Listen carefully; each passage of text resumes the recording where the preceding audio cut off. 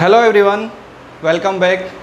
Myself Javed Khan, Faculty of Civil Engineering, ECC, Delhi, Dwarka sector 1। हमारी RCC के lecture series चल रही थी और आरसीसी के लेक्चर सीरीज में लास्ट टॉपिक जो हमने ख़त्म किया था, हमने एलएसएम स्टार्ट कर दिया था और एलएसएम हम कंटिन्यू कर रहे थे और वहाँ पे हमने लास्ट टॉपिक आई थिंक हमने फिनिश कर लिया था लोड कम्बिनेशन। लोड कम्बिनेशन हमारा फिनिश हो गया, उसके बाद हम आगे कंटिन्यू करते हैं। ठीक है, तो आगे हमें डिस्कस करना अजम्पशन डिस्कस करनी है। तो मैं एक बार हेडिंग लिख देता हूँ यहाँ पे। हमारा जो अब टॉपिक रहेगा, सबसे पहले मैं हेडिंग लिख देता हूँ इधर, limit state of collapse, state of collapse in flexure. किसकी बात करूँगा मैं? फ्लेक्चर की बात करूँगा। आपको लास्ट क्लास में मैंने आपको प्रीवियस वीडियोस के अंदर मैंने बताया था या प्रीवियस क्लास के अंदर मैंने एक्सप्लेन भी किया था, लिमिट स्टेट को दो कंडीशन के लिए डिज़ाइन करता हूँ। कितनी कंडीशन के लिए डिज़ाइन करता हूँ? दो कंडीशन के लिए डिज़ाइन करता हूँ, या आप इसको ये भी बोल सकते हो type of limit state. Clear हो पॉइंट? तो कौन कौन सी कंडीशन थी? एक तो था आपके पास लिमिट स्टेट ऑफ कोलैप्स, दूसरा क्या था? Limit state of serviceability. दोनों के बीच में क्लियरली मैंने डिफरेंस बताया था, प्रैक्टिकली एग्जाम्पल से भी समझाया था कि आप उसको कैसे इन चीज़ों को समझोगे। कोलैप्स के लिए तो बेसिकली मैं कंप्लीट डिज़ाइन करता हूं और सर्विसिबिलिटी के लिए मैं अपनी बिल्डिंग को क्या करता हूं? चेक करता हूं, चेक लगाता हूं सर्विसिबिलिटी का। क्लियर हो पॉइंट? कोई दिक्कत? तो हम यहाँ पे स्टार्ट करते हैं limit state of collapse in flexure. तो बेसिकली सबसे पहले हमारे पास हो जाएगा अजम्पशन। फर्स्ट इसके अंदर क्या हो जाएगा? Is important assumption। ठीक है, assumption is very important for analysis as well as design। जितने भी मैं आगे जाके एनालिसिस स्टार्ट करूंगा, एनालिसिस के जो भी फॉर्मूले होंगे वो सारे के सारे फॉर्मूले आपके डिपेंड करेंगे किसके ऊपर? assumption के ऊपर। तो assumptions के बाद हम एनालिसिस स्टार्ट करेंगे, देन आफ्टर हम किस पे आएंगे? डिजाइनिंग पे आएंगे। याद रखना assumption is very very important. जितने भी कंसेप्चुअली क्वेश्चन बनेंगे आपके इस फर्स्ट यूनिट के अंदर, हमेशा याद रखना, जो मैं डिजाइनिंग की बात करता हूँ लिमिट स्टेट ऑफ कोलैप्स के अंदर, वहाँ से जितने भी कंसेप्चुअली क्वेश्चन बनेंगे सारे के सारे क्वेश्चन किसके बेस पे बनेंगे? अजम्पशन के बेस पे बनेंगे। नॉर्मली आईएएस कोड ने अजम्पशन को कुछ मान के रखा हुआ है और हमने उसको स्टैंडर्ड तरीके से सोल्व कर देंगे। बट अब क्वेश्चन का लेवल क्या हुआ? थोड़ा सा उठना स्टार्ट हुआ, स्टैंडर्ड लेवल पर क्वेश्चन आने स्टार्ट हुए। तो कोई भी एग्जामिनर क्या कर सकता है? वो सीधा बोलेगा लेट बी कंसिडर दिस, यानी कि अजम्पशन की वैल्यू को थोड़ा सा चेंज कर देगा और बोलेगा अब मुझे क्वेश्चन को क्या करो? सॉल्व कर दो। जैसे ही अजम्पशन की वैल्यू चेंज होगी तो मेरी कंप्लीट फार्मूला क्या हो जाएगा? चेंज हो जाएगा। कंप्लीट आंसर क्या हो जाएगा आपका? चेंज हो जाएगा। इसलिए अजम्पशन पे फोकस करना है।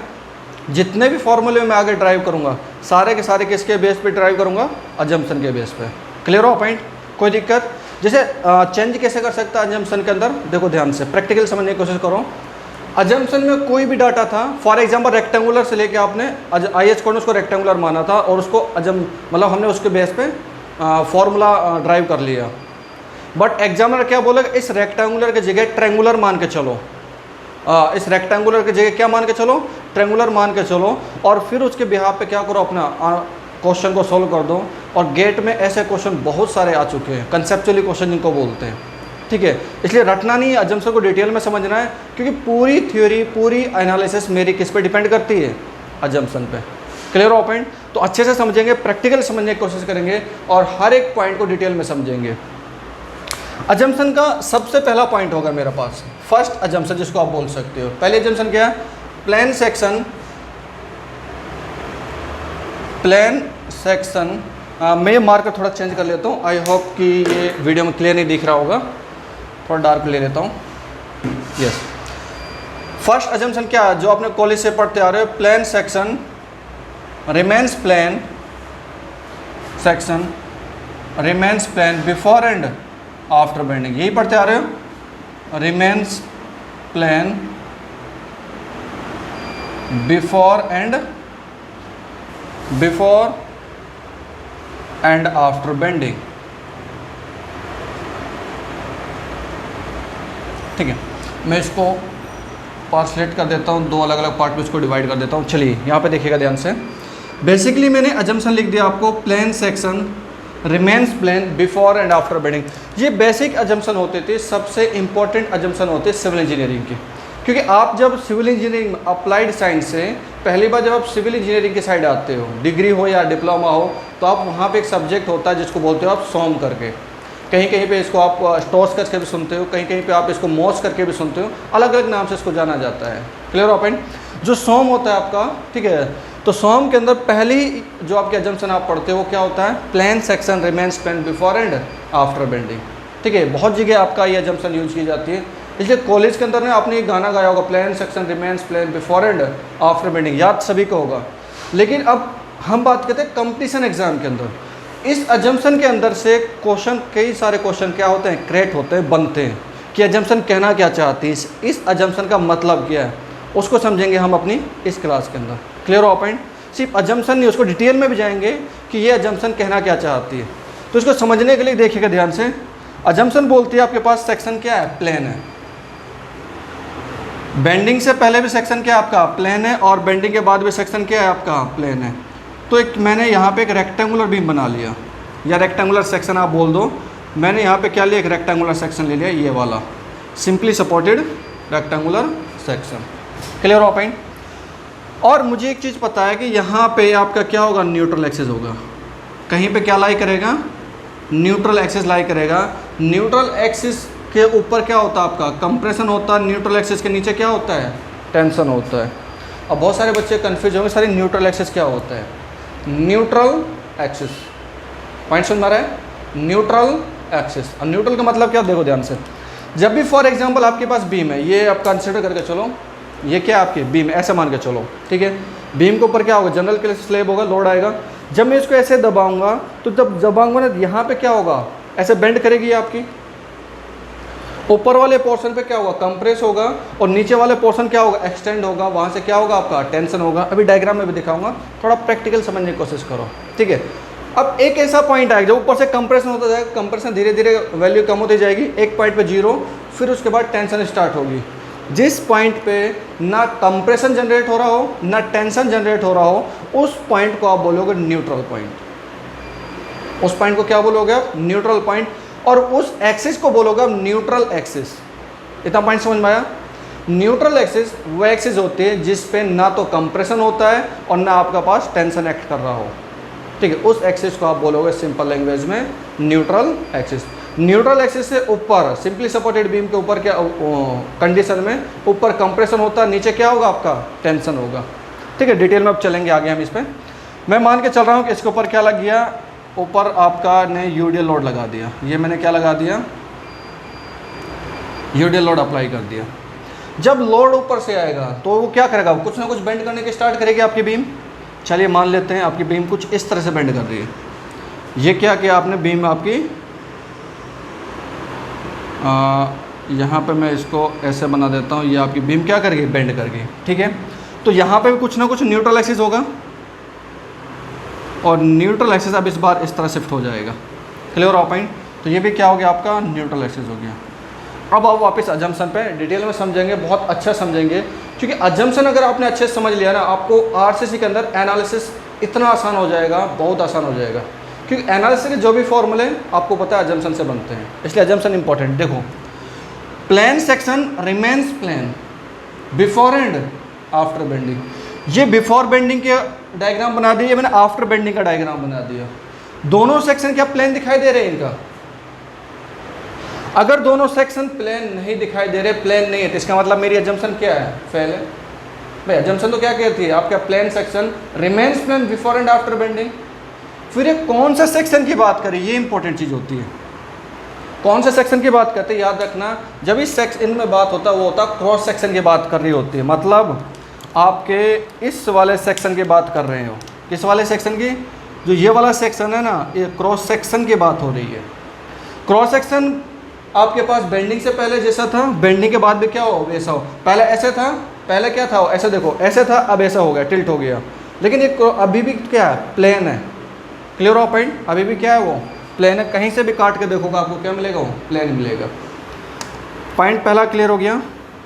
क्रॉस सेक्शन की बात हो रही है, पहला पॉइंट मैंने आपको बता दिया। यहाँ पे मैं लिख देता हूँ इंपॉर्टेंट पॉइंट करके, जो जो पॉइंट यहाँ से निकलेंगे। और जो पॉइंट आपके लिए डायरेक्टली इंपॉर्टेंट हो, किसके लिए, ऑब्जेक्टिव के लिए। तो सेक्शन इज क्रॉस सेक्शन, मैं यहाँ पे क्रॉस सेक्शन लिख देता हूँ, ठीक है। नाउ सेकेंड पॉइंट यहाँ पे याद रखिएगा, ऑब्जेक्टिव के अंदर क्वेश्चन आया था, तो यहाँ पे कुछ एंगल है, यहाँ पे एंगल कितना है, थीटा, थीटा कितनी वैल्यू होगी, 90 डिग्री। जब ये बैंड हो गया, बैंड होने के बाद मुझे ये बता सकते हो ये एंगल कितना होगा, ये वाला एंगल लेस देन 90 डिग्री होगा या मोर देन 90 डिग्री होगा या आपका 90 डिग्री होगा, कितना होगा बता सकते हो, यस कितना होगा, ये भी आपका 90 डिग्री रहेगा। क्वेश्चन आता है 90 डिग्री क्यों रहेगा, अजम्पशन बोलती है मेरी, plane section remains plane before and after bending. अगर आपके पास ये वाला सेक्शन थोड़ा सा ऐसे टिल्ट किया तो भाई आपका ये न्यूट्रल एक्सिस पे तो थोड़ा सा क्या कर गए, टिल्ट कर गई ना, न्यूट्रल एक्सिस पे थोड़ी सी आपकी क्या होगी, उस हिसाब से चेंज होगी, ठीक है। तो एंगल कितना है 90 डिग्री। सेकंड आपके पास थीटा की वैल्यू कितनी होगी 90 डिग्री। दो इंपॉर्टेंट ऑब्जेक्टिव क्वेश्चन अच्छे से समझिएगा, नहीं पर कहीं भी बुक्स में देखोगे आपको ये चीज़ें नहीं मिलेंगी, इनको यहाँ पर अच्छे से समझिएगा ध्यान से। तीसरा और मोस्ट इंपॉर्टेंट ऑब्जेक्टिव क्वेश्चन, ये आपका कई बार SSJ ने प्रीवियस ईयर में पूछा है। नाउ तीसरा चीज़ क्या बोलती है, आपने सुना होगा, उससे पहले मैं उसको पहले समझा देता हूँ, फिर आता हूँ उस पॉइंट को क्या बोलते हैं। देखो मैं जब बात कर रहा हूँ इस वाले सेक्शन के, तो किसी भी एक पॉइंट पे मैं किसी भी एक पॉइंट को उठाया, थोड़ा स्ट्रेट कर देता हूँ, यस, मैंने किसी भी एक पॉइंट को लिया, एक क्रॉस सेक्शन को लिया, ठीक है, एक्स एक्स कोई भी क्रॉस सेक्शन काटा और उसको मैं यहाँ पे देखने की कोशिश कर रहा हूँ, यहाँ पे मेरे पास बेंडिंग के बाद क्या चेंज हो रहा है। तो ये तो था उसका एक्चुअल था, बट जब बेंड होना स्टार्ट होता है ना, तो आपको पता ऊपर से क्या होता है, कंप्रेशन स्टार्ट होता है। तो ऊपर जब कंप्रेशन है तो आपके पास क्या होंगे, पार्टिकल ऐसे कंप्रेस हो रहे हैं अंदर की साइड में, और जब नीचे टेंशन होता है तो टेंशन में क्या होता है, पार्टिकल दूर भाग रहे होते हैं, एक्सटेंड हो रहे होते हैं, ठीक है। तो यहाँ पे क्या होता है, नीचे टेंशन जनरेट हो रहा होगा, कुछ ऐसे हो रहा होगा, ठीक है। तो जब मुझे यह बता दो, ये वाला जो पार्टिकल पहले हुआ करता था प्लेन के अंदर, ठीक है, ये वाला पार्टिकल प्लेन के अंदर होता था, जब ये पार्टिकल अंदर की साइड कंप्रेस करेगा तो कैसा होगा, समझना ध्यान से प्रैक्टिकली। देखो मेरे पास दोनों डायग्राम की बात करता हूँ मैं, इधर देखो, पहला डायग्राम क्या, ऐसे मैंने रेक्टेंगुलर सेक्शन ले लिया, दिखाई दे रहा है, ये मैंने रेक्टेंगुलर सेक्शन ले लिया, ऐसे वाला सेक्शन ले लिया, इस और इस पॉइंट पे ध्यान रखना, ठीक है।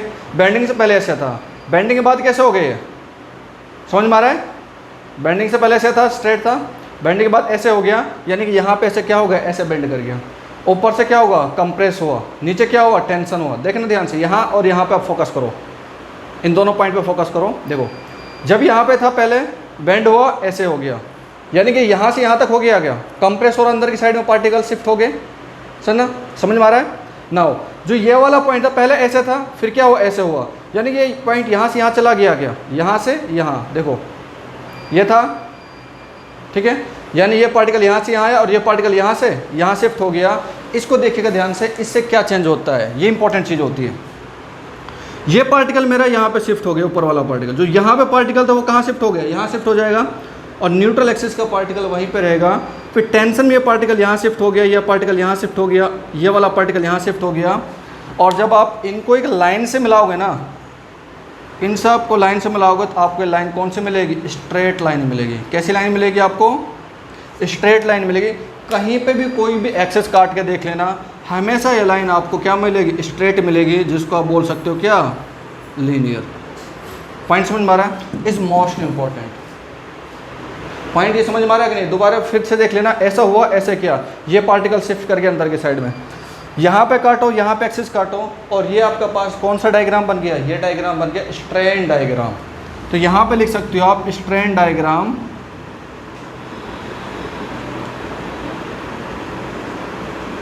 is always linear, is always linear along the depth, या along the क्रॉस सेक्शन बोल दो, डेप्थ बोल दो, बात एक ही है, इफेक्टिव डेप्थ तक होती है, ठीक है। चलिए अभी तक बस इतना देखते हैं। This assumption state that strain variation is always linear along the cross section. Point समझ में आ रहा है। बहुत बुक्स में आपको डायरेक्ट वैल्यू मिल जाएगी, नहीं पता होता कि बच्चे ये कि ये आता कहाँ से। अब पॉइंट समझ में आया, ये पार्टिकल जो शिफ्ट करता है ना, इन पार्टिकल्स को मैंने देखा तो तब मुझे पता चला ये लाइन तो कौन सी आ रही है, स्ट्रेट लाइन आ रही है। ये लाइन आपके पास कोई डिफरेंट शेप में नहीं आ रही, स्ट्रेट लाइन आ रही है, तभी आप बोलते हो लीनियर होती है। तो पॉइंट क्लियर हुआ। नाउ नेक्स्ट ऑब्जेक्टिव पॉइंट यहाँ से, इस अजम्पशन से, इंपॉर्टेंट अजम्पशन है बहुत ज़्यादा। नाउ अगली अजम्पशन बोलती है, एक ऑब्जेक्टिव क्वेश्चन और यह पूछा, जो आपका plane section remains plane before and after bending है, ये आपके पास वैलिड होता है किसके अंदर, LSM में ओनली वैलिड होता है, या WSM में वैलिड होता है, या बोथ दोनों आपके पास मेथड के अंदर क्या होगा, वैलिड होगा। तो राइट आंसर कौन सा, दोनों के अंदर ही, बोथ। कौन कौन सा, WSM and LSM is valid. मैं बुलेट पॉइंट करके यहाँ पे लिख रहा हूँ, इज वैलिड, यानी कि दोनों ही मेथड के अंदर ये आपका अजम्पशन क्या होगी, वैलिड हो जाएगी। क्लियर हो पॉइंट। पहली अजम्पशन से बहुत सारे पॉइंट हमने निकाल लिए, इंपॉर्टेंट पॉइंट है। इन्हीं के ब्याह जब मैं आगे डिज़ाइन करूँगा तो बताऊँगा मैं इतना डिटेल में क्यों गया हूँ इसमें, ठीक है। तो आपको बहुत आसान हो जाएगा सारे के सारे एनालिसिस को करना, यानी कि फॉर्मूले को वहाँ पे ड्राइव करना। आई होप यहाँ तक किसी को कोई प्रॉब्लम नहीं आई होगी, हर एक पॉइंट समझ में आ गए होंगे, मतलब समझ में आ गया होगा। अब हमको आगे बढ़ते हैं। नाउ सेकेंड अजम्पशन होती है, all the tensile, all the compressive force, all the, नीचे लिख लेता हूँ, compressive force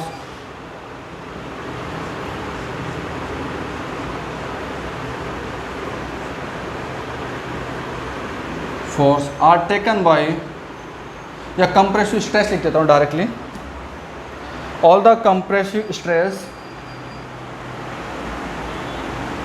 are taken by concrete only. इसको मैं नीचे लिखता हूँ, concrete only, and all the tensile stress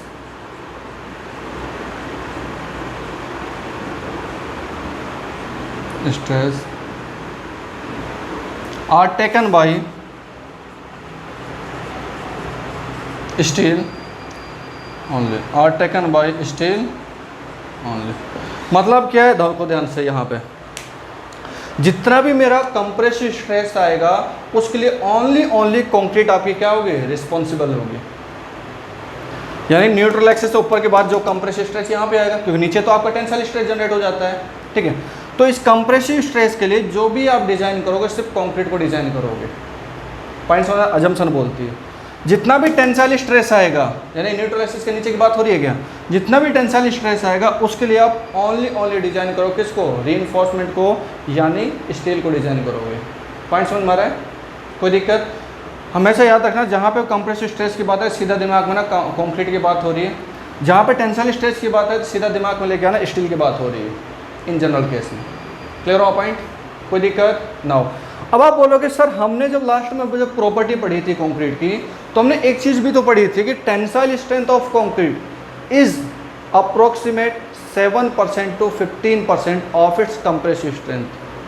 हाँ, मैं मानता हूँ कि आपका टेंसाइल स्ट्रेंथ कंक्रीट की होती है 7% 15%, लेकिन वो क्या बहुत कम है क्या as compared to compressive strength.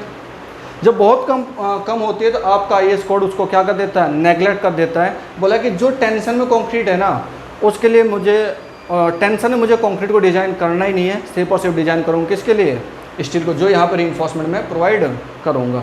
यानी कि अगर मैं क्रॉस सेक्शन आपको दिखाना चाहूँ तो यहाँ पे थोड़ा सा डायग्राम में आपका इधर ही दिखा देता हूँ, ये और अच्छा हो जाएगा आपका। ऐसा मान लो, ठीक है, न्यूट्रल एक्सिस हो गया, न्यूट्रल एक्सिस से ऊपर कंप्रेशन, नीचे टेंशन। तो टेंशन में मैं सिर्फ और सिर्फ रिस्पॉन्सिबल होंगे या जिनको डिज़ाइन करूँगा वो क्या होगा, आपके पास स्टील होगा। यहाँ पे जो आसपास कंक्रीट है ना, इसको मैं डिज़ाइन इसके लिए नहीं करूँगा। इस कंक्रीट का सिर्फ एक ही काम होता है न्यूट्रल एक्सिस के नीचे कि वो स्टील बार को क्या करता है, होल्ड करके रखता है, पकड़ के रखता है। क्योंकि अगर इसको नहीं प्रोवाइड करो तो डेफिनेट स्टील को कैसे रोकोगे आप, भाई स्टील को रोकना तो चाहिए ना, अगर हवा में तो टांगोगे नहीं, और हवा में अगर टांग भी दे तो किसी भी तरह का आपने क्या स्ट्रेंथ नहीं दे पाएगा। Clear of point. तो सिर्फ और सिर्फ इसका काम क्या होता है, इसको होल्ड करना है कंक्रीट का। तो तीसरी अजम्पशन में एक पॉइंट ये लिख सकता हूँ जो मैंने अभी बोला है, tensile strength of concrete is neglect या ignore. The tensile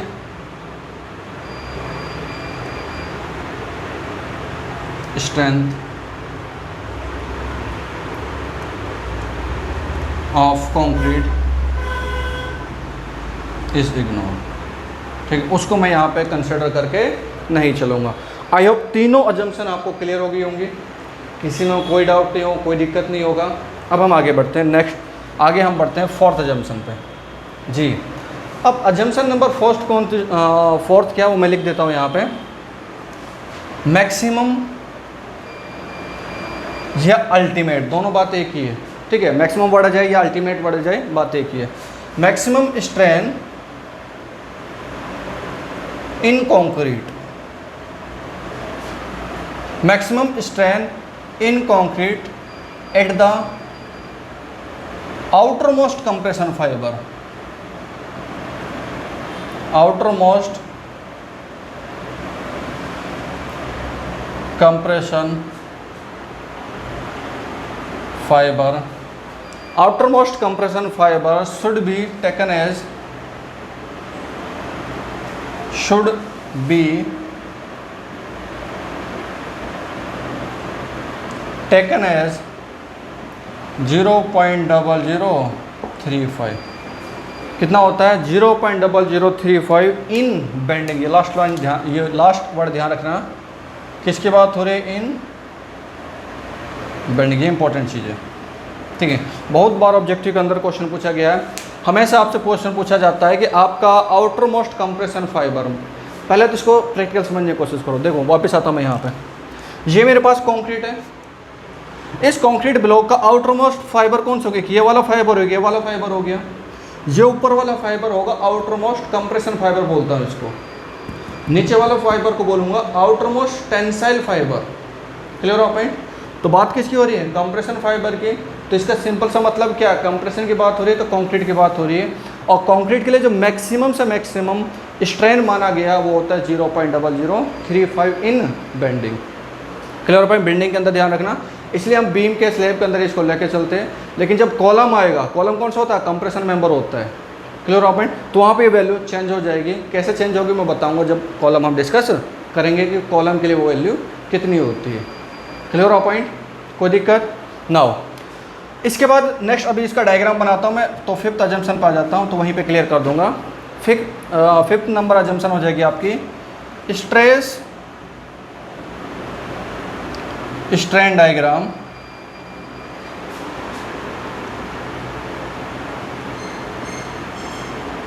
in concrete. Stress strain diagram in concrete, किसका डायग्राम की बात हो रही है, इस गिवन बिलो, या लिख देता हूं इसको, नीचे मेरे पास हो रही बात। डायग्राम क्या है देखो ध्यान से। बेसिकली फिर मैं दोबारा चीज़ बताऊँ, स्ट्रेस स्ट्रेन डायग्राम मैंने प्रॉपर्टी के अंदर भी पढ़ाया था, इसको डायग्राम बना देता हूँ यहाँ पे। और गलती मत करना, बहुत इंपॉर्टेंट चीज़ है आपके लिए। और मैंने बताया था जो कंक्रीट का स्ट्रेस स्ट्रेन डायग्राम होता है, इधर क्या होता है, वाई एक्सिस पे क्या होता है, स्ट्रेस होता है, यस, जिसको डिनोट करते हो आप किससे, सिग्मा से। और इस एक्स एक्सिस पे क्या होता है आपका, जो स्ट्रेन होता है, थोड़ा सा मैं नीचे लिख देता हूँ इसको, जिसको आप डिनोट करते हो किससे, एप्सिलॉन से। ठीक है, चलिए जो इसका डायग्राम बनता है, स्ट्रेस स्ट्रेन डायग्राम कैसे बनता है, कुछ ऐसे बनता था क्या, याद आ रहा होगा, मैंने बताया था आपको, बहुत सारे पॉइंट इंपॉर्टेंट पॉइंट थे, वो भी डिस्कस किया था। तो IS कोड ने बोला है कि देखो अलग अलग ग्रेड के लिए मेरे पास अल्टीमेट स्ट्रेंथ डिफरेंट होता था, लेकिन IS कोड बोलता है कि नहीं, अगर मैं इतना अलग अलग वैल्यू निकालूंगा तो मेरे पास तो बहुत सारे फॉर्मूले बन जाएंगे। उसने बोला कि सारे क्राइटेरिया घटा दो, एक डाटा ले लो जो मैं दे रहा हूँ उसको सब सारी ग्रेड ऑफ कंक्रीट के लिए मान लो। तो उसने बोला मैक्सिमम जो स्ट्रेंथ रहेगा आपका कितना रहेगा, वो 0.0035। क्लियर हो पॉइंट? और IS कोड ने बोला जो मैक्सिमम, इसको मैं डायग्राम को थोड़ा सा आपको ऐसा बना देता हूँ, यहाँ से थोड़ा सा उठा देता हूँ, ठीक है, ताकि मुझे एक अल्टीमेट पॉइंट मिल जाए। चलिए मैंने ऐसा डायग्राम बना दिया। तो यहाँ पे एक चीज़ और देखिएगा, जो ऐसे डायग्राम था कुछ इस तरह से, इस वाले पॉइंट की बात कर रहा हूँ। यहाँ पे क्या मिल रहा है आपको, अल्टीमेट या मैक्सिमम स्ट्रेस जो मिल रहा था, जिसको आप बोलते थे FCK की वैल्यू, वो कितने स्ट्रेंथ पे मिलती थी, 0.002। अब क्वेश्चन आएगा सर ये कहाँ से आया, 0.002 कहाँ से है? ये हमने एक्सपेरिमेंट करने के बाद बहुत सारे एक्सपेरिमेंट किया, टेस्ट किया, उनका जो रिजल्ट आया ना, अप्रोक्सीमेट फिर डाटा निकला, IS कोड बोला कि इन जनरल केस में एट द स्ट्रेन ऑफ 0.002 तो मेरे पास जो स्ट्रेस की वैल्यू होती है वो कितनी होती है, मैक्सिमम वैल्यू निकल के आती है। तो हमने डाटा मान लिया कि एट द स्ट्रेन ऑफ 0.002 पे जो वैल्यू होगी आपकी वो किसकी होगी, मैक्सिमम स्ट्रेस की वैल्यू होगी, और जिसको मैंने यहाँ पर करेक्टरिस्टिक स्ट्रेंथ बोला था FC के डिनोट कर देता हूँ। ठीक है, अब मुझे ये बता दो, ये जो डायग्राम है ये एक्चुअल डायग्राम था कि आइडियलाइज डायग्राम था? ये डायग्राम कौन सा था? Actual diagram.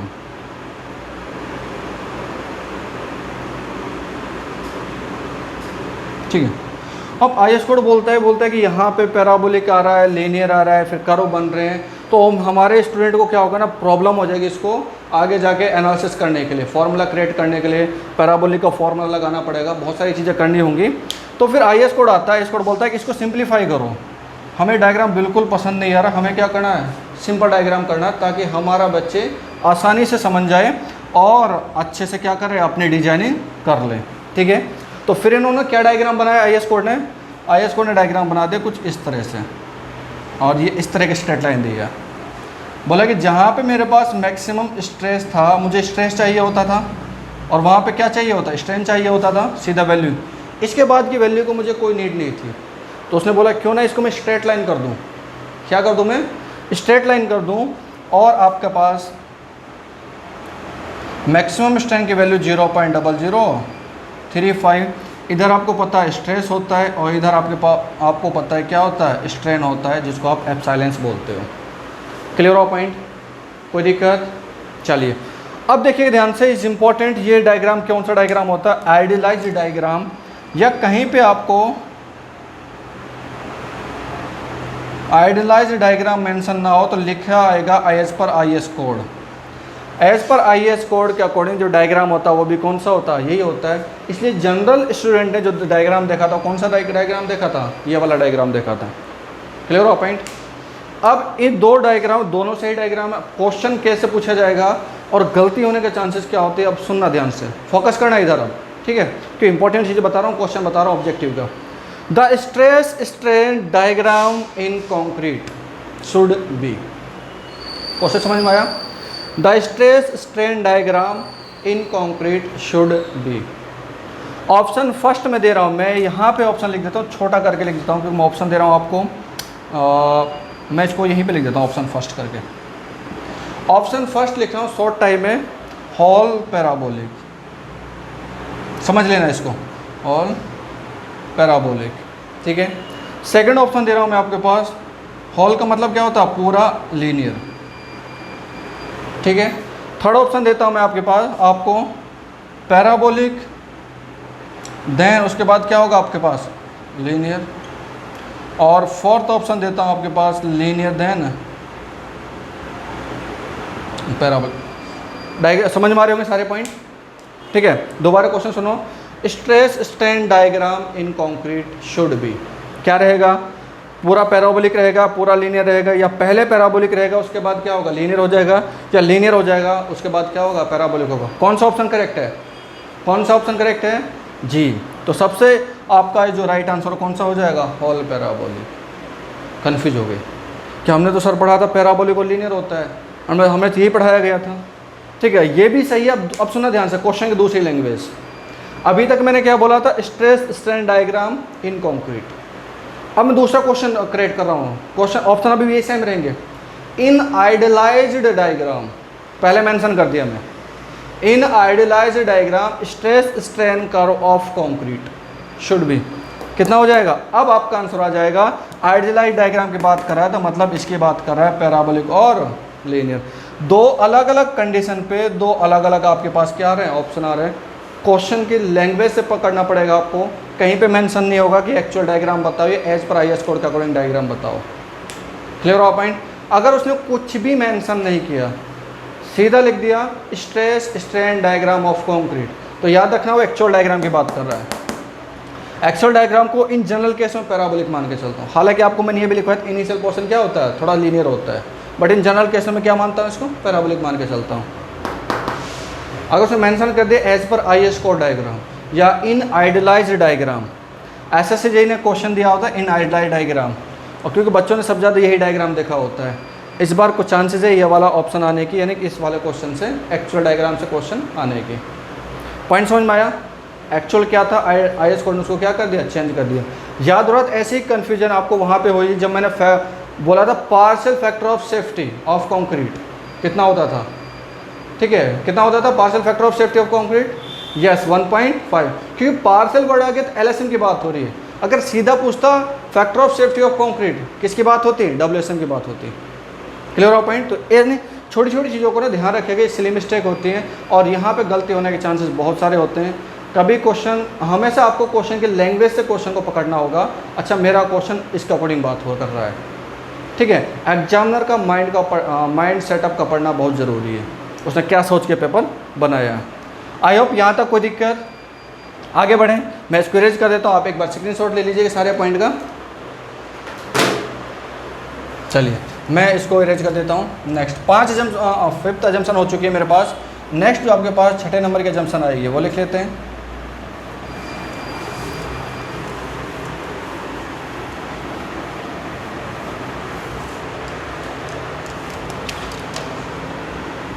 कंक्रीट का मेरे पास हो गया, तो उसके बाद एजम्पशन आती है स्टील से रिलेटेड। तो यहाँ पे मैं स्ट्रेस स्ट्रेन डायग्राम बनाता हूँ स्टील का पहले। तो एजम्पशन नंबर 6 हो जाएगी स्ट्रेस स्ट्रेन डायग्राम।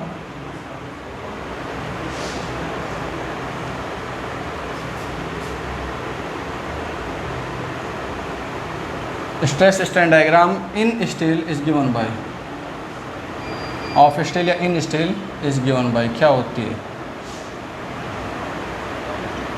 आपको पता है कि आपका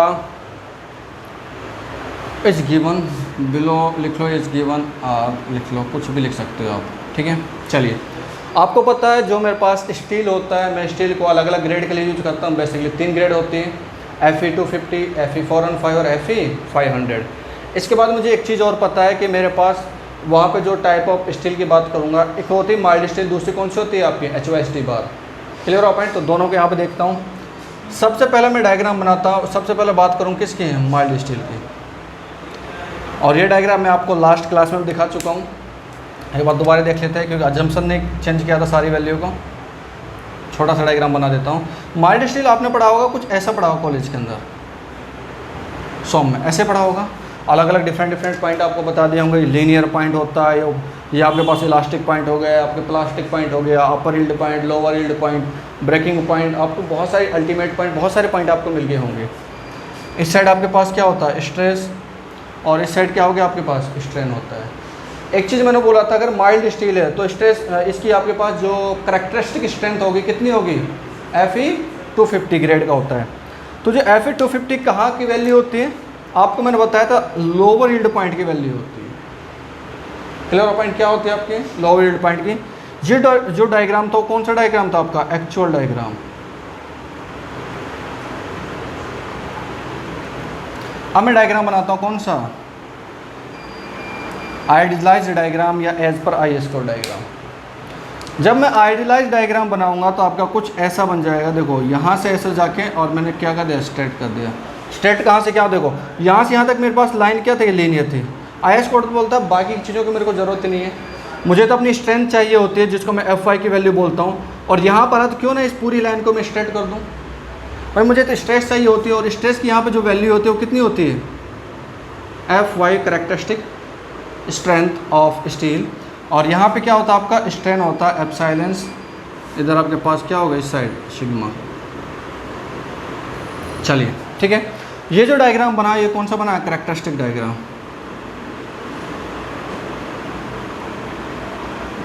करेक्टरिस्टिक करो बोल दो इसको, ठीक है। नाउ फिर IAS कोड बोलता है, आपने पढ़ा होगा, इसको फैक्टर ऑफ सेफ्टी से डिवाइड करता हूँ। अपने फैक्टर ऑफ सेफ्टी इस पर डिजाइन नहीं करूँगा मैं कभी, एक फैक्टर ऑफ सेफ्टी लेके चलता हूँ ताकि मेरा स्ट्रक्चर सेफ रहे। और वो फैक्टर ऑफ सेफ्टी के लिए मैं वैल्यू यहाँ पे ले लिया। फैक्टर ऑफ सेफ्टी कैसे निकालते हो, मैंने बताया था, डिजाइन स्ट्रेस से निकालता हूँ आपका characteristic strength divide by factor of safety. LSM की बात कर रहा हूँ, ठीक है, इसकी बात तो लिमिट स्टेट ऑफ कोलैप्स की बात हो रही है, LSM की बात हो रही है। और LSM के अंदर जो फैक्टर ऑफ सेफ्टी मेरी स्टील का होता है कितना होता है, 1.15। अगर Fy को 1.15 से डिवाइड करूंगा तो मेरे पास जो रिजल्ट मिलेगा वो डायरेक्ट लिख देता हूँ मैं 0.87 Fy। और ये मेरे पास कर्व हो जाएगा, ये मेरे पास हो जाएगा कर्व, डिजाइन करो, डिजाइन कर्व। क्लियर हो पॉइंट? ये मेरे पास कर्व कौन सा हो जाएगा, डिजाइन कर्व। अब होल आरसीसी के अंदर जब भी मैं बात करूंगा टेंसाइल स्ट्रेस की बात करूं या स्टील के स्ट्रेस की बात करूं, आपको एक ही डाटा याद आना चाहिए, कौन सा, 0.87 Fy। तो नेक्स्ट पॉइंट लिख देता हूं मैं यहां पे, design stress of concrete of steel is ये शुड बी 0.87 Fy। ठीक है, ये मैंने स्टील का निकाल लिया। मैं एक बार वापस आता हूँ किस पे, कंक्रीट पाता ताकि कंपेयर कर लूँ।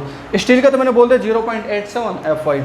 अब यहाँ पे जो डायग्राम था, ये वाला डायग्राम भी तो आपका कैरेक्टरिस्टिक डायग्राम, इसको आपका आइडियलाइज कर बोल दो, इसको मैं यहाँ पे लिख देता हूँ, आइडियलाइज कर फॉर क्यूब। मैं सिर्फ आप लिख लेना आइडियलाइज करो फॉर क्यूब। इधर आते हैं वापस, तो देखिएगा ध्यान से, क्योंकि जैसे मैंने स्टील का निकाला वैसे मुझे कंक्रीट का डिजाइन स्ट्रेस की ज़रूरत पड़ेगी। ठीक है, चलो देखो ध्यान से। इसके बाद मैं एक फैक्टर ऑफ सेफ्टी से इसको क्या कर देता हूँ, डिवाइड कर देता हूँ। किससे डिवाइड कर देता हूँ, एक फैक्टर ऑफ सेफ्टी से डिवाइड कर देता हूँ, और वैल्यू मेरे पास कुछ अप्रोक्सीमेट हो जाएगी। वो डायग्राम जो आपके पास आएगा वो अप्रोक्सीमेट आ जाएगा। यहाँ पे बना देता हूँ इस तरह से। फैक्टर ऑफ सेफ्टी कितनी होगी, 1.5 से डिवाइड करोगे। जब 1.5 से डिवाइड करोगे तो वैल्यू आपकी आ जाएगी, ऊपर वाली वैल्यू तो होती है आपके पास Fck। जब 1.5 से डिवाइड करो 0.67 Fck। ठीक है, और ये आपके पास आ जाएगा, ऊपर वाला तो किसका था, क्यूब का था। अब ये आ जाएगा आपके किसका, कंक्रीट का, for concrete. Again IS code एक फैक्टर ऑफ सेफ्टी से फिर डिवाइड करवा देता है, और फैक्टर ऑफ सेफ्टी से फिर डिवाइड करो, वो वैल्यू कितनी रखी है IS कोड ने, 1.15 लगा, 1.5 रखा कंक्रीट केस में। देन आफ्टर जब इसको डिवाइड करो किससे, 1.1 यहाँ पे डिवाइड करो, मैं नीचे लिख देता हूँ, यहाँ पे लिख देता हूँ मैं इसको, 0.67 को डिवाइड करो 1.5 से Fck से, वैल्यू आएगी आपके पास 0.45 Fck। फाइनली ये आपका हो जाएगा डिजाइन स्ट्रेस। अब क्वेश्चन आएगा, सर ये तो हमें IS कोड में भी दे रखा है, आपने क्या बना दिया, और हमें ये समझ में ही नहीं आ रहा, आपने इतनी चीज़ें क्या कर दी। 1 बाय 1 समझो हर एक चीज़ को। देखो, मैं जब बात करता हूँ Fck की जनरली मैं बात करता हूँ, वो बेसिकली किसकी बात होती है, आपकी क्यूब की। जब मैं कंक्रीट को टेस्ट करता हूँ, कंक्रीट को टेस्ट कहाँ पे करता हूँ, मैं लैब के अंदर करता हूँ। ठीक है, जब कंक्रीट को लैब के अंदर टेस्ट करता हूँ, एक कंट्रोल इन्वायरमेंट के अंदर रखता हूँ, प्रॉपर क्यूरिंग वगैरह करता हूँ, उसको 28 दिन क्या करता हूँ, मैं पानी के अंदर रखता हूँ, और उसके बाद उसके ऊपर यूनिएक्सल कंप्रेसर लोड लगाता हूँ। ठीक, एकदम ऐसा आपके पास प्योरली कंप्रेसर लोड ऐसे आ रहा हो, और कंक्रीट फिर मुझे बता रही है कि मेरी स्ट्रेंथ इतनी है, और उस स्ट्रेंथ के बिहाफ पे मैं क्या करता हूँ, उसको डिज़ाइन कर लेता हूँ। क्लियर हो पॉइंट नाउ। अब मुझे एक चीज़ बता दो, जब मैं कंक्रीट को ग्रेड मिलाया और मैंने लैब में टेस्ट किया, और मैं सेम कंक्रीट की ग्रेड को मिला रहा हूँ फील्ड के अंदर, और टेस्ट वहाँ पे मैं डिज़ाइन कर रहा हूँ उसको, क्या दोनों की स्ट्रेंथ इक्वल हो पाएगी, क्या दोनों की स्ट्रेंथ सेम हो पाएगी? नहीं ना, क्योंकि ऑब्वियसली बात है, जो अपने लैब के अंदर जो टेस्ट किया वो अच्छे इन्वायरमेंट के अंदर किया है, अच्छे क्वालिटी कंट्रोल के साथ किया है, तो ऑब्वियसली बात है वहाँ पे आपकी ग्रेड क्या होगा आपके पास, अच्छा होगा, वहाँ पे स्ट्रेंथ आपकी क्या होगी, अच्छी होगी। बट इन जनरल केस जब मैं आता हूँ साइट के अंदर, तो साइट पे क्या होगा, आपकी स्ट्रेंथ थोड़ी वेरी कर सकती है। उस वेरिएशन की वजह से IS कोड बोलता है आप 1.5 से क्या करो, उसको डिवाइड कर दो। 1.5 से डिवाइड करने के बाद ये वैल्यू आती है 0.67 Fck। अब आ गई आपकी कंक्रीट की, पहले क्यूब की टेस्ट किया था, अब कंक्रीट की आपने स्ट्रेंथ निकाल ली। फिर हम फैक्टर ऑफ सेफ्टी के लिए, मैं क्या बोलता हूँ, जो यहाँ पे फैक्टर ऑफ सेफ्टी लिया गया था, फैक्टर ऑफ सेफ्टी के लिए जो एक वैल्यू ले ली मैंने, वो फिर बोलता है फैक्टर ऑफ सेफ्टी कंक्रीट का कितना होता है, LSM है 1.5। यानी कि ऐसा मान लो दोबारा फैक्टर ऑफ सेफ्टी से डिवाइड कर रहा हूँ, और ये वैल्यू निकल के 0.445 आपके पास 446 आती है आपकी, जिसको मैं राउंड ऑफ में क्या बोलते हूँ, 0.45 Fck। पॉइंट क्लियर हो गया। अब याद रखना, जब भी आपसे ऑब्जेक्टिव में क्वेश्चन आ जाए ना, तो इस पॉइंट को जरूर याद रखना, design stress of concrete of, इधर लिख देता हूँ मैं, कंक्रीट शुड भी हमेशा याद रखना 0.45 Fck। बस एक डाटा आपको डिजाइन स्ट्रेस के लिए याद रखना हो गया कंक्रीट केस में, और स्टील के केस में कितना याद रखना है आपको 0.87 FY। पॉइंट क्लियर हो गया। एक और छोटा सा पॉइंट मैं यहाँ पे ऐड कर देता हूँ, याद आया कि जनरल केस में जब मैंने आपको पढ़ाया था फैक्टर ऑफ सेफ्टी, कंक्रीट का और स्टील का पढ़ाया था, कंक्रीट का जो फैक्टर ऑफ सेफ्टी हम हायर लेके चलते हैं एज़ कम्पेयर टू स्टील से। क्योंकि अगर LSM की मैं बात करूँ, LSM के अंदर जो स्टील का फैक्टर ऑफ सेफ्टी था 1.15 था, अगर कंक्रीट की बात करूँ तो वो कितना था आपका 1.5 था। तो यानी कंक्रीट का फैक्टर ऑफ सेफ्टी ज़्यादा लेके चलता हूँ मैं। क्यों ज़्यादा लेके चलता हूँ? एक सिंपल सा आंसर याद रखना, ड्यू टू क्वालिटी कंट्रोल या variation of quality. Clear point? क्योंकि स्टील को आप मैन्युफैक्चर करते हो किसके अंदर, फैक्ट्रीज़ के अंदर, और कंक्रीट को कास्ट करते हो आप साइट पे, ठीक है। तो ऑब्वियसली बात है, जिस चीज़ को मशीन वगैरह बनाएंगे, जिसको फैक्ट्री के अंदर आप तैयार कर रहे हो, डेफिनेटली उसकी स्ट्रेंथ क्या होगी, अच्छी होगी, उसकी क्वालिटी कंट्रोल अच्छा होगा एज़ कम्पेयर टू जो आप प्रोडक्ट तैयार कर रहे हो कहाँ पे, साइट से या मैनुअली तैयार कर रहे हो उससे। क्लियर हो पॉइंट? तो उस चीज़ को भी रफली याद रखिएगा, कहीं पर ऑब्जेक्टिव आ सकता है, वरना इन जनरल केस में आपसे पूछ सकता है कि जब फैक्टर ऑफ सेफ्टी आपको खुद से लेना था, दोनों को सेम क्यों नहीं रखा, तो अलग अलग क्यों रखा, रीज़न आपको पता होना चाहिए, ठीक है। चलिए वापस अपने अजम्पशन पर आ जाते हैं टॉपिक पे। तो ये दो चीज़ आपको समझ में आ गई, इंपॉर्टेंट चीज़ है। आगे जब भी याद करूँगा कंक्रीट की तो याद रखें 0.45 FC के, जब भी स्टील की बात करूँगा 0.87 FY। अजम्पशन नंबर इसी में मेरे पास सेकंड पार्ट आ जाएगा HYSD। कौन सा जाएगा आपका HYSD बार। जब HYSD की बार की बात करूँगा तो यहाँ इसका भी सेम डायग्राम रफली यहाँ बना देता हूँ। एक्चुअल डायग्राम स्ट्रेट जाने के बाद कुछ ऐसा बन जाता है इसका HYSD का। इधर आपके पास स्ट्रेस हो गया, इधर क्या होगा आपके पास स्ट्रेन हो गया, ठीक है। तो अगर मैं इसका आइडियलाइज डायग्राम बनाऊंगा, आइडियलाइज डायग्राम थोड़ा सा ध्यान से देखना, इसका इंपॉर्टेंट डायग्राम बनता है। थोड़ा स्ट्रेट जाने के बाद थोड़ा पैराबोलिक जाएगा, देन वो क्या कर स्ट्रेट कर दिया इसने, क्योंकि मुझे यहाँ पे जो वैल्यू होती थी मैक्सिमम वैल्यू का, इसका यील्ड स्ट्रेस कैसे निकलता था, IS कोड ने बोला था लास्ट क्लास में बताया था, एट स्ट्रेन ऑफ 0.002 या 0.2% आप बोल दो, इस पर एक पैरेलल लाइन ड्रॉ करते थे। इस पर क्या करते थे आप, एक पैरेलल लाइन ड्रॉ करें आप। पैरेलल का मतलब जितना एंगल यहाँ पे उतना एंगल आपको रखना है यहाँ पे, तो एक पैरेलल स्ट्रेट लाइन हो जाएगी।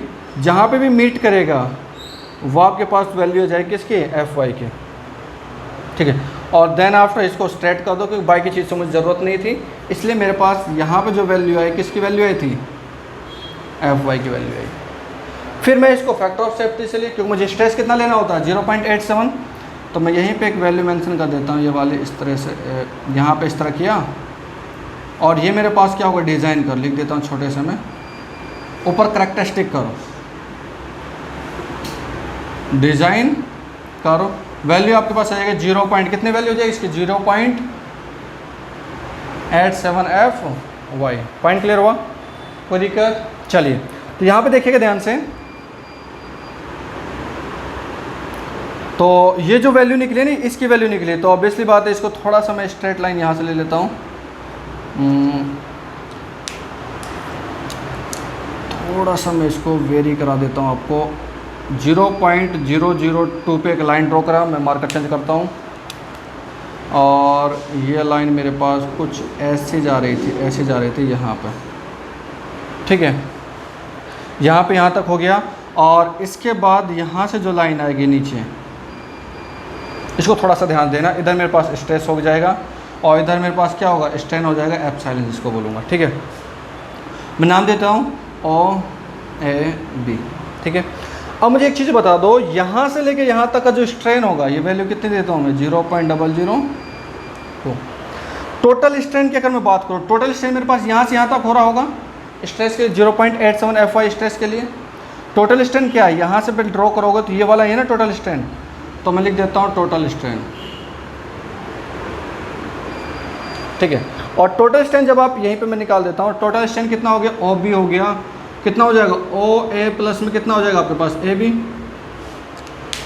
OA प्लस में कितना हो जाएगा आपके पास AB। जस्ट 1 सेकेंड में इसको रेज कर देता हूँ ताकि मैं यहाँ पे अपना अजम्पशन को कंटिन्यू कर दूँ। चलिए तो यहाँ पे मेरे पास ओ ए प्लस में ए बी आया, इधर देखो ध्यान से, ये वैल्यू आ गई। ओ ए की वैल्यू मुझे बता सकते हो कि अगर मुझे टोटल स्ट्रेस ओ बी निकालना होगा तो मुझे बता सकते हो ओ ए की वैल्यू कितनी है, कितनी वैल्यू है स्ट्रेन में 0.002। प्लस में मेरे पास क्वेश्चन आता है ए बी की वैल्यू मैं कैसे निकालूंगा, यहाँ से लेके यहाँ तक का स्ट्रेन कैसे निकालूंगा। और स्ट्रेन का एक फॉर्मूला आपको पता है, आपको याद होगा, स्ट्रेन का एक फॉर्मूला होता था आपका, जब आप निकालते थे किसको, स्ट्रेन को निकालते थे epsilon stress sigma divide by E होता था मॉडुलस ऑफ इलास्टिसिटी। फॉर्मूला पढ़ा था 100 में, बेसिक फॉर्मूला है जो आपने ये भी पढ़ा होगा, modulus of elasticity equal to stress divide by strain. यही तो था ना। अगर मैं दूसरा इस फॉर्मूले को और करके एक और बना दूँ यहाँ पे, या दूसरा, अगर modulus of elasticity of steel निकालोगे स्ट्रेस डिवाइड बाई स्ट्रेन, ऐसे था ना, समझ में आ रहा होगा रफली। ठीक है, तो मुझे क्या निकाला, स्ट्रेन निकाला। चलिए ए बी का स्ट्रेन निकाला। स्ट्रेस बता सकते हो यहाँ पे स्ट्रेस कितना होगा, स्टील की बात हो रही है तो स्ट्रेस कितना होता है स्टील का 0.87 F5। और मुझे बता सकते हो कि यहाँ पे जो मेरे पास मॉडुलस ऑफ इलास्टिसिटी ई किसका आएगा, modulus of elasticity of steel. Point यहाँ से कैलकुलेट कर लोगे। Modulus of elasticity of steel कितना होता है 2 × 10⁵ न्यूटन पर mm स्क्वायर। चलिए ये आपके पास टोटल स्ट्रेन निकल गया, तो इस चीज़ को याद रखेगा, टोटल स्ट्रेन आपके पास यहाँ पे आ गया। एक पॉइंट इंपॉर्टेंट आपको ये बनेगा, यहाँ से ध्यान रखना, मैं आपको मेंशन भी कर देता हूँ। इन एब्सेंस ऑफ या in HYSD bar has no well defined yield point, no well defined yield point, so the stress, so as the stress is corresponding to stress is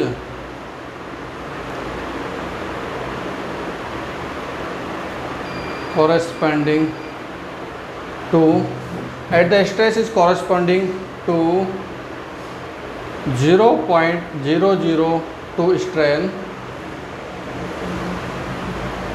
is called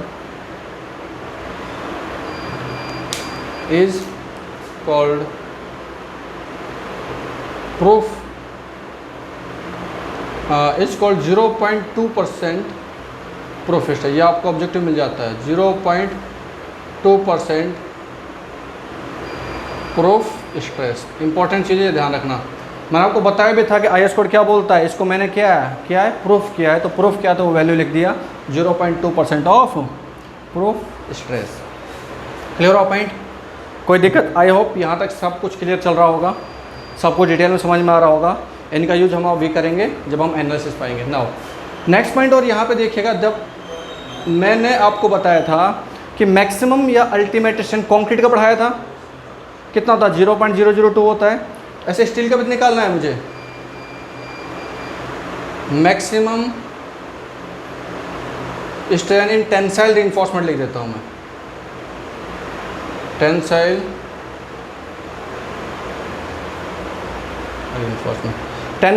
reinforcement at the time of failure. ध्यान रखिएगा, important चीज़ है,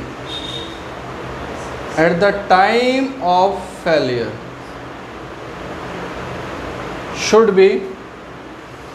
should not be less then, इस word को ध्यान दीजिएगा, ES में इसके ऊपर ऑब्जेक्टिव क्वेश्चन आ चुका है, should not be less than 0.00 this one 2 plus में 0.87 Fy divide by ES are taken. किसी भी कंडीशन में मैक्सिमम स्ट्रेंथ टेंसाइल स्टील का इससे कम नहीं होना चाहिए at the time of failure. ये आपका ऑब्जेक्टिव के अंदर आ आया है, नॉट लिखा हुआ है, ध्यान रखना, इससे कम नहीं होना चाहिए, इसके बराबर हो या इससे ज़्यादा हो। Clear point. और वर्ड क्या लिख रहा हूँ मैं, मैक्सिमम। कन्फ्यूजन होगा सर ये मैक्सिमम है तो कम का मतलब क्या हो गया, ये तो एक तरह से मिनिमम की बात कर रहा है, ठीक है, तो फिर इसकी मैक्सिमम वैल्यू कितनी होगी सर, इससे ज़्यादा नहीं होना चाहिए। माइंड में आता नहीं बेसिक क्वेश्चंस, तो तो याद रखना, maximum strain in tensile reinforcement को हम डिफाइन नहीं करते हैं बिकॉज ऑफ डक्टिलिटी। इंटरव्यू में क्वेश्चन आता है कि हम इसको मैक्सिमम को क्यों डिफाइन नहीं करते हैं, IAS कोड वालों ने अभी तक टेस्ट करके निकाला क्यों नहीं और बताया क्यों नहीं यहाँ पे, तो क्यों नहीं करते हैं, because of ductility of steel. Ductility of steel is higher than as compared to concrete. और कंक्रीट से क्या होती है आपकी बहुत ज़्यादा हायर होती है, जो प्रैक्टिकल में पॉसिबल नहीं होती। और मुझे कंक्रीट और स्टील को दोनों को एक साथ यहाँ पे क्या करना होता है, डिज़ाइन करना होता है। एक लाइन में किसी का आंसर दोनों सीधा बोल दो कि सर ये आपके पास क्या होगी, इसको ये मैक्सिमम वैल्यू ऑफ स्टील हम इसलिए नहीं बोलते हैं बिकॉज ऑफ डक्टिलिटी, क्योंकि स्टील की डक्टिलिटी प्रॉपर्टी बहुत ज़्यादा होती है तो उसकी स्ट्रेंथ बहुत ज़्यादा आती है। लेकिन कंक्रीट की स्ट्रेंथ क्या होती है, कम होती है, तो कंक्रीट आपका जल्दी फेल हो जाएगा। अगर कंक्रीट फेल हो गया तो स्टील का हम क्या करेंगे, मेरा तो पूरा स्ट्रक्चर ही फेल हो गया। या स्टील पहले फेल हो जाए या कंक्रीट पहले फेल हो जाए, जो भी चीज़ मेरे फेल होगी तो मेरा स्ट्रक्चर क्या हो जाएगा, फेल हो जाएगा। क्लियर हो पॉइंट? इसलिए मैं मैक्सिमम वैल्यू कहीं पर भी आपको नहीं मिलेगी। नाउ फिर आप बोल सकते हो इसको इन जनरल केस में, सर ये आपके पास मिनिमम वैल्यू की एक वैल्यू होती है, कम से कम इतना तो होना चाहिए, अगर इससे कम हुआ तो मेरा जो स्ट्रेस है ना 0.87 जो उसका परमिसेबल स्ट्रेस है, इसको यूज नहीं कर पाऊंगा मैं। यानी इतने स्ट्रेस तक वैल्यू मेरी क्या होगी, आपकी पहुंच ही नहीं पाएगी। नहीं समझे?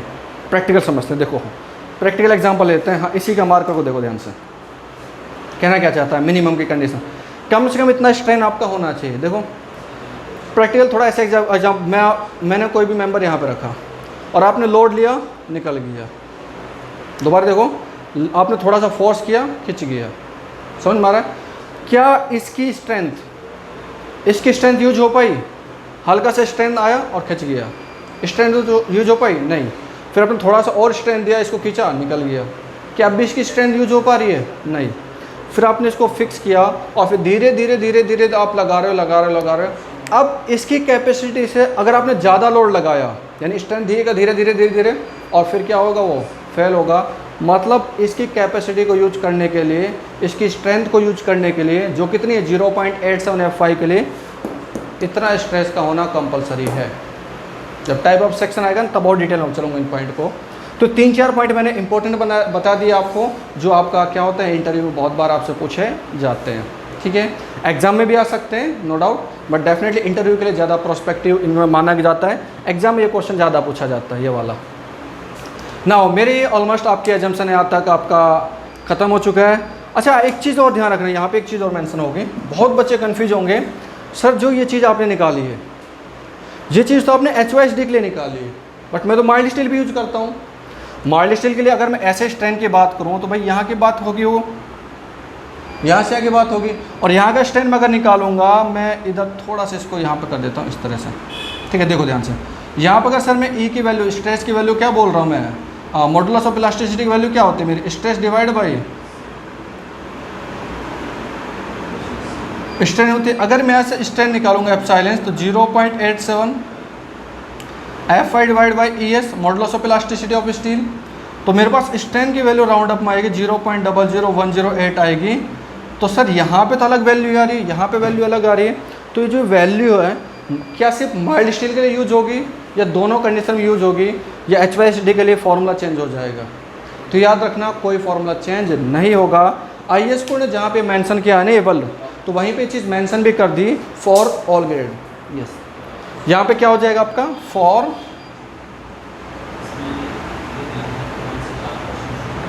All grades. ठीक है, बच्चे बहुत कन्फ्यूज रहते हैं यहाँ पे, और गलती से क्वेश्चन आ जाए ना स्टील का बता दो और ये ऑप्शन में ये भी मिल जाए तो 90% बच्चे यहाँ पे मार्क करके आ जाएंगे, और इसलिए गलती होती है। ध्यान रखना है इन चीज़ों को, डिटेल में समझते हैं हमारा कि हर एक चीज़ हमारे पास क्या होगी, डिटेल में होगी और कंसेप्चुअल होगी। उनका रीज़न भी बताएंगे आपको कि ये चीज़ आई क्यों, यही क्यों लिया। पता चला है ना, अभी तक बहुत इवन 90% बच्चों को यही नहीं पता होता था। ये तो डाटा यहाँ तक सभी ने पढ़ा है, नॉर्मल डाटा है, बार बार बुक्स में देखते हैं, लेकिन बुक्स में ये नहीं मिलेगा जो मैंने बताया आपको। ये सभी ग्रेड के लिए यूज होता है। फिर बच्चा कन्फ्यूजन होता है कि पता नहीं माइल्ड का दूसरा तो नहीं होता होगा, कि ये तो फॉर्मूला HYSD के लिए निकाला हूँ। ठीक है, निकलता है HYSD का, लेकिन आगे मेंशन IAS कोड ने क्या कर दिया, सभी ग्रेड के लिए वैल्यू वैलिड होगी। क्लियर हो पॉइंट? तो ये मेरे पास 8-10 अजम्पशन, जो आपके 7-8 इवन अजम्पशन हो गई। तो हाँ, ये मेरे 7th नंबर के अजम्पशन हो गए, इंपॉर्टेंट अजम्पशन थी। इसके बाद मैं एक बार क्रॉस चेक कर लेता हूँ कि आगे मेरा कुछ छूटा तो नहीं इसमें। अजम्पशन तो आपकी ख़त्म होगी। नेक्स्ट टॉपिक हो जाएगा आपका अल्टीमेट हो गया।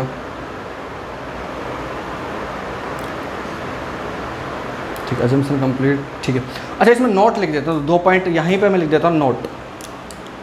2 इंपॉर्टेंट पॉइंट हम थोड़ा सा डिस्कस कर लेते हैं उनको भी। कुछ इंपॉर्टेंट चीज़ें पूछी जाती हैं यहाँ से और मुझे आप बताइएगा। देखो, पार्शियल फैक्टर ऑफ सेफ्टी आपको पता है, कंक्रीट का, स्टील का, कोई भी एक कंसिडर कर लो माइंड में। अगर मैं पार्शियल फैक्टर ऑफ सेफ्टी को इंक्रीज करता जा रहा हूँ, जो स्टैंडर्ड वैल्यू उससे क्या कर रहा हूँ मैं, इंक्रीज करता जा रहा हूँ, तो मुझे ये बता दो कि मेरे स्टील के अंदर मेरे अल्टीमेट स्ट्रेन ऑफ कंक्रीट और ultimate strain of steel, ultimate का मतलब मैक्सिमम स्ट्रेन ऑफ कंक्रीट और या मैक्सिमम स्ट्रेन ऑफ स्टील, दोनों में क्या वेरिएशन होगा। इंक्रीज करने से वो भी इंक्रीज करेंगे या वो भी डिक्रीज करेगा, या कोई इंक्रीज करेगा कोई डिक्रीज करेगा, कोई चेंज नहीं होगा। जो भी डाटा वो चीज़ मुझे बताओ। क्वेश्चन दोबारा सुनो ध्यान से। अगर पार्शियल फैक्टर ऑफ सेफ्टी आप इंक्रीज करते हो स्टैंडर्ड से, तो अल्टीमेट स्ट्रेन या मैक्सिमम स्ट्रेन ऑफ कंक्रीट क्या होगा, इंक्रीज होगा, डिक्रीज होगा, सेम रहेगा। वही चीज़ अगर पार्शियल फैक्टर ऑफ सेफ्टी आप इंक्रीज करते हो, अल्टीमेट स्ट्रेन ऑफ स्टील आपका इंक्रीज होगा, डिक्रीज होगा, सेम रहेगा। ध्यान दो इधर, जब भी ऐसे क्वेश्चन पूछा जाए ना डिपेंडेंट के, सीधे किस पे चले जाना, फॉर्मूले पे चले जाना। If partial factor of safety is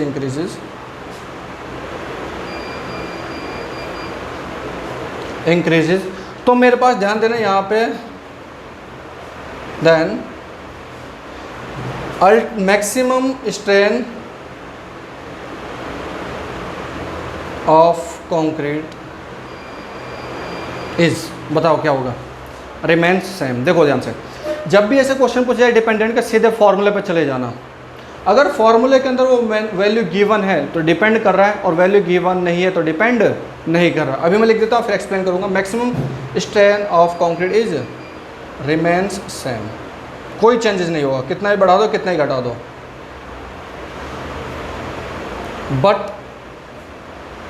but लेकिन मुझे स्टील का बता दो, स्टील पे एंड लिख देता हूँ, बट की जगह एंड। स्टील का मेरे पास फैक्टर ऑफ सेफ्टी क्या होगा आपके पास, ये अल्टीमेट या मैक्सिमम स्ट्रेन यही था क्या, किधर गया ये वाला, इसको ध्यान दो फॉर्मूले को।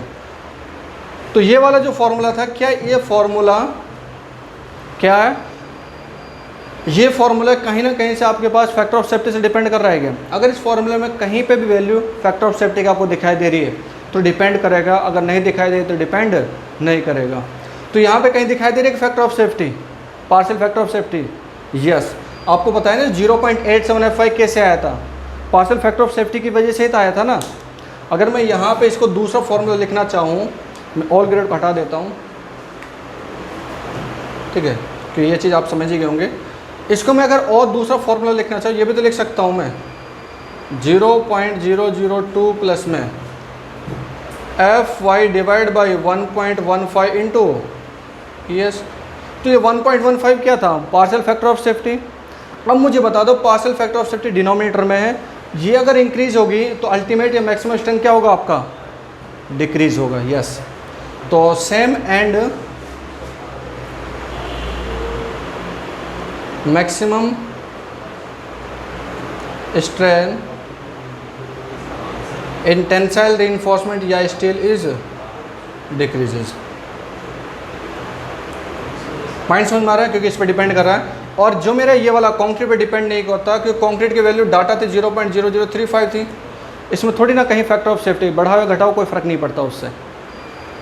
दोनों पॉइंट आई होप आपको समझ में आ गए होंगे, इंक्रीज करता है डिक्रीज करता है। मोस्ट इंपॉर्टेंट पॉइंट है, बच्चे कन्फ्यूज रहते हैं। जब भी लाइफ में आपसे पूछ लिया जाए कि इंक्रीज करेगा डिक्रीज करेगा, कोई भी वैल्यू कैसे डिपेंड करती है, सीधे फॉर्मूले पे आ जाओ। फॉर्मूले में वो वैल्यू गिवन है तो डिपेंड करेगा, अगर फॉर्मूले में वो वैल्यू गिवन नहीं है तो डिपेंड नहीं करेगा। बहुत सिंपल कंसेप्ट है, क्लियर हो पॉइंट। अब आप लाइफ में कहीं भी आपका सॉइल का क्वेश्चन आ जाए, सॉम का क्वेश्चन आ जाए, FM का क्वेश्चन आ जाए, RCC क्वेश्चन आ जाए, स्टील किसी का भी क्वेश्चन आ जाए, आप बता दोगे ये वैल्यू इस पर डिपेंड कैसे करेगी, इन्वर्सली, प्रोपोर्शनली या डिपेंड कर रही है, नहीं कर रही है, सीधा formula. Now next important point यहाँ पर ले लेता हूँ मैं, ultimate strain of concrete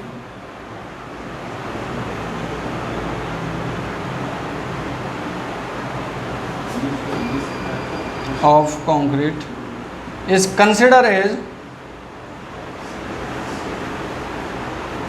characteristic strength of concrete.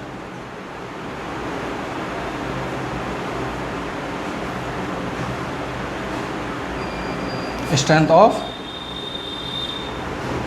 concrete, but while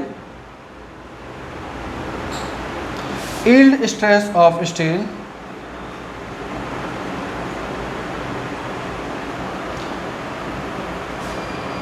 ultimate strain नहीं, stress, yield stress of steel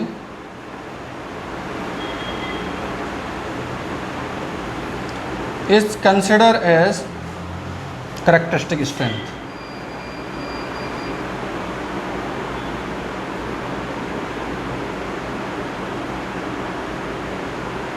ठीक है, मतलब क्या, दोनों को देखो ध्यान से, बस हल्का सा मतलब इनका बता देता हूँ और मेरी एजम्पशन पूरी कंप्लीट। देखो ध्यान से, थोड़ा सा यहाँ पे देखो, जब मैं स्टील की कंक्रीट की बात कर रहा था, ऐसे डायग्राम बन रहा था मेरा भाई, इसका जो अल्टीमेट वैल्यू थी, अल्टीमेट स्ट्रेस की वैल्यू थी, इसी को आप बोल रहे थे एफसी के, यानी कैरेक्टरिस्टिक स्ट्रेंथ बोल रहे थे आप।